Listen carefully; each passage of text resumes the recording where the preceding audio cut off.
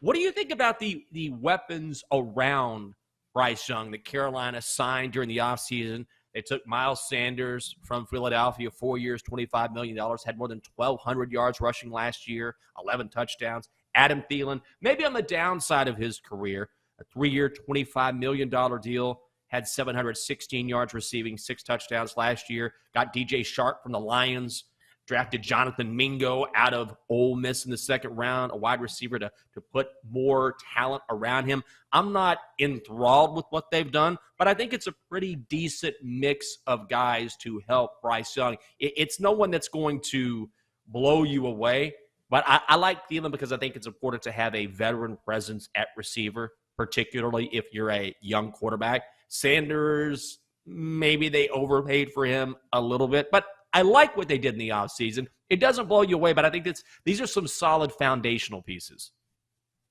Right. It's not a team that's devoid of talent by any stretch of the imagination. I will say on paper, don't you think that there are other teams that are more talented in the division? Because I keep looking at the Falcons roster and I think to myself, oh my God, if they're as bad as, they have been with this roster, then like somebody got to go because like they have way more talent, I think, on their roster than the Carolina Panthers do. But again, a lot of it will come down to the quarterback play and a lot of it will come down to how quickly Frank Reich can whip this team into game-winning shape. And here's the problem that the Panthers have had in past years, and maybe this is not fair to pin it on this year's squad.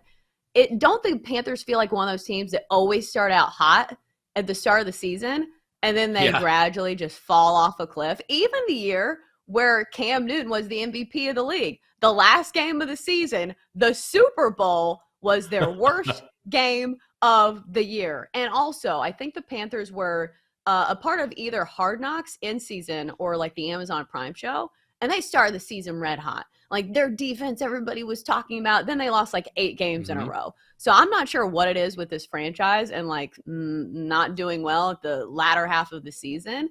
But it still is one of those franchises that I have trouble kind of believing in. Are you willing to take a risk on the Panthers to win, to go to the playoffs, or taking a look at their win total? It's 7.5, which seems, probably right for what the Panthers have put out on the field over the past few years. But this schedule looks pretty easy.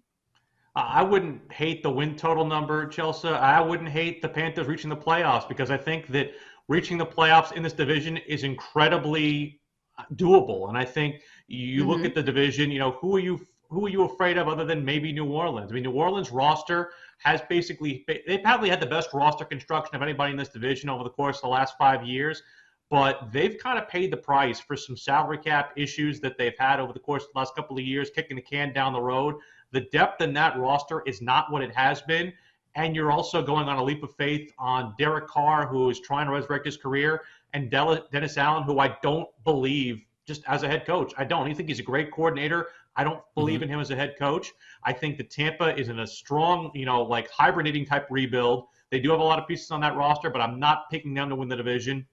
And I think right now, Atlanta and Carolina are kind of in that arms race to try and figure out who's next in this division. I think Atlanta made some great strides over the offseason. I think the addition of Bijan Robinson is something that I feel like is not talked about enough in the league, is something that could be a shrewd move and be something that could be very much a boon for them with a lot of the other pieces like Drake London that they have from their skill position. I think their offensive line is still a work in progress, and I think that defense still needs some work. But I still feel like in terms of part and parcel who wins this division, I still say Carolina can, because I think they have enough of a core left back from a group that was literally 1 game away from winning the division a year ago, granted with an under 500 record, but I think they have a lot of that motivation, and they were just a quarterback away. Now they have that guy in Bryce Young.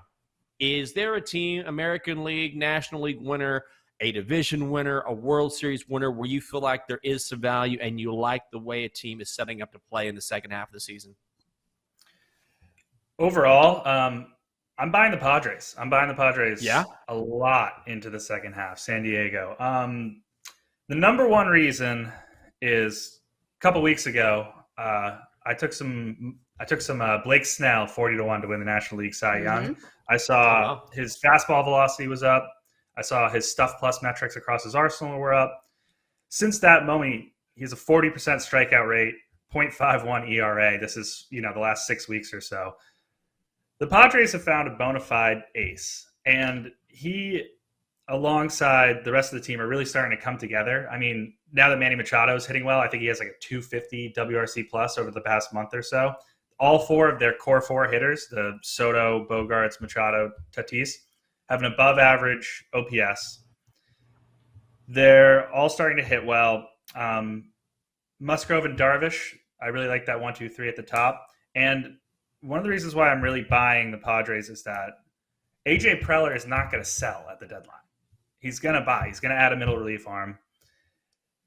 And the Padres are always due for positive regression overall. Their Pythag win total right now is 52 and 45. They're 5-16 in one-run games. I expect that to flip in the second half. They're plus 400 to make the playoff, plus 400 to plus 450 to make the playoffs right now. That implies a 20% chance. Fangraphs gives them a 25% chance. Baseball Perspective gives them a 45% chance.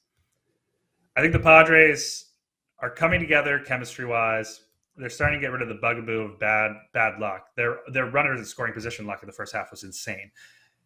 And I expect them to add talent.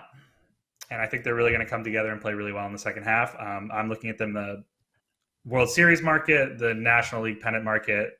I did launch on the 400 to plus 400 to make the playoffs, though. You think you need to wait and see to at least see what's going on throughout the first day?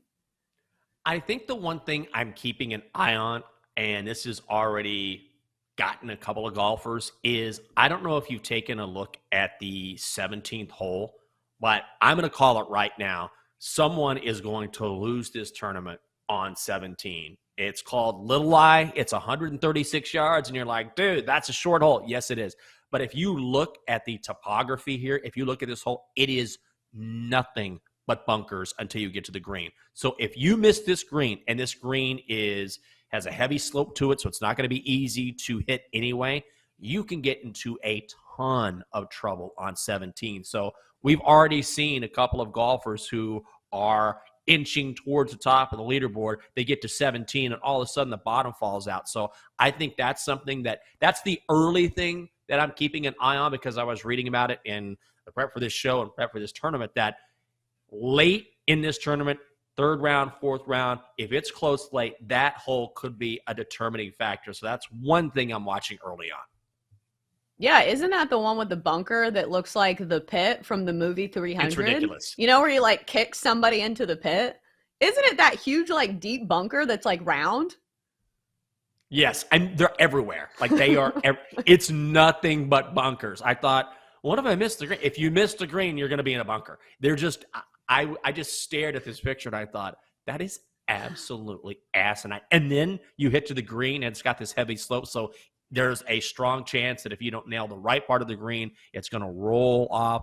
It's going to be great theater, and I can't wait to see how the pros play this. I haven't taken away a lot early on, except that Scotty Scheffler, of course, is hanging in the mix. He's always in the mix, and I know he's tired of being asked about his putter.